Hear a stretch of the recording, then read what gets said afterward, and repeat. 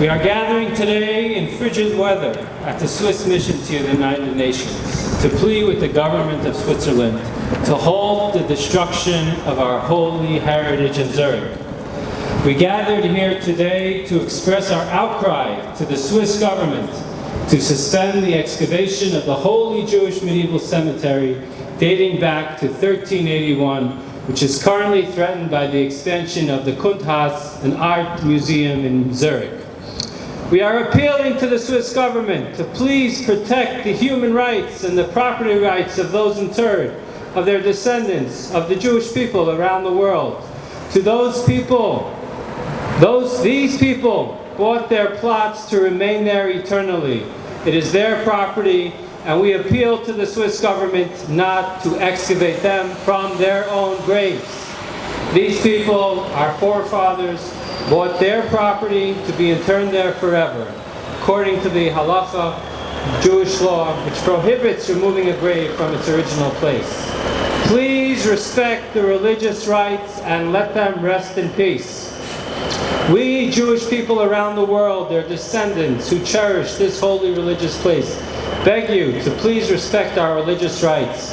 And we plead with you to adhere to internationally accepted laws and values against destroying this important cultural and religious site. Coming out to the streets to publicly appear on this matter is not our first course of action. It is now months that we are appealing to the Swiss government and the city of Zurich to give us the opportunity to present an option under which Kunsthaus expansion can continue without destroying the graves. Unfortunately, all our requests for a dialogue, for an effort to find a mutually accepted solution, were turned down and rejected. We are here again asking and pleading with the Swiss government to please facilitate that dialogue. We appeal to the Zurich authorities.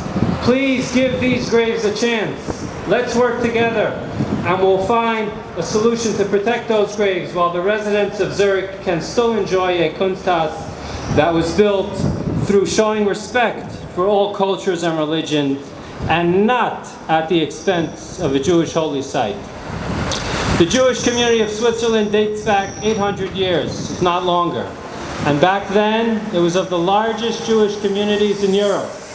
Unfortunately, that history wasn't always a pleasant one. In the Vorgasse, the Jewish street in Zurich, there is a plaque for Moshe of Zurich, one of the famous authorities on Jewish law, whose teaching we still study and follow until today. It's great that we commemorate this giant, the Swiss commemorate this giant who lived in the city in the 1300s, and we are thankful for that. But we plead to the Swiss authority to also respect the memory of his possible gravesite and the gravesite of the people of his generation by leaving intact their final resting place.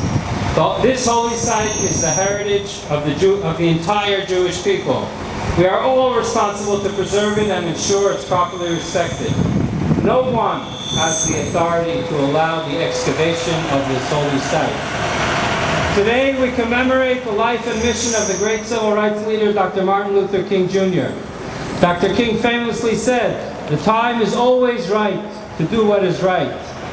So I say to our Swiss friends behind me, please, the time is now. Let's please work together to preserve and protect our shared culture, our joint history. Let's join hands to preserve this historic and holy site. All cultures are important. Let's not build one culture house by destroying a 635-year-old piece of our heritage. Instead, we can and we should work together to build the house without destroying this holy site. We hope that our plea was heard, but we are ready to continue to brave the cold and make our case with larger masses, and we have quite a crowd here, and more intensity until we'll be heard, and those interned in this cemetery will have their rights respected and granted. Thank you. Thank you very much. Jetzt haben wir darauf zu